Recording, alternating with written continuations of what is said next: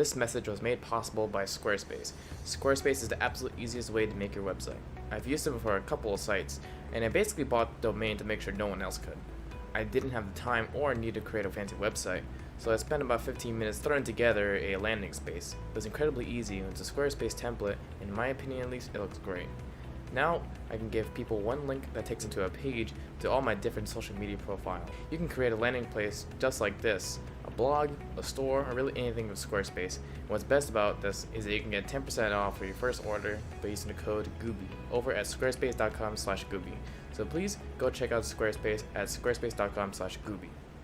In this tutorial, you'll be able to cut out other such objects such as models, objects, and other such things and put it into other images. This goes perfectly with the other tutorial about the vanishing point tool.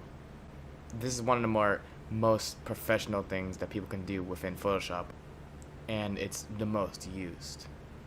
It is highly recommended to use Photoshop for this tutorial, but if you do have GIMP or any other software, you can follow along too. Today we'll be talking about the Lasso tool, which can be universally used in most photo editing softwares. Strangely enough, there isn't much history in this tool as it came around the first Photoshop edition when it was released. It also appeared in Clip Studio Paint's first edition when it was around, and the same could be said for GIMP. You can remove the selection you made of the tool, which comes in handy when you're trying to remove a specific person or an object with an image. The Lasso tool is your go-to function when you need to outline an irregular shape. I personally use the rectangular lasso, specifically cropping out almost anything. Bizarrely enough, this is the better and easier way to actually crop out images, where something like the magic wand tool gives off many errors. But even then, it may seem so perfect to crop out almost anything, there will be still problems with hair.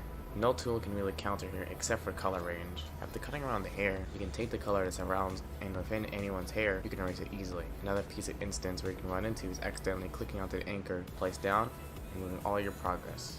Just a warning now. Another thing as a heads up, you can use this trick by mastering perspective and understanding the vanishing point tool, which we'll be covering in our next video. We will learn the importance on how to now get that picture you cropped out and now make it even more convincing with the vanishing point tool. These videos were made in part by you and for you. Thank you so much for subscribing and following along with this tutorial, and take care. Have a great day.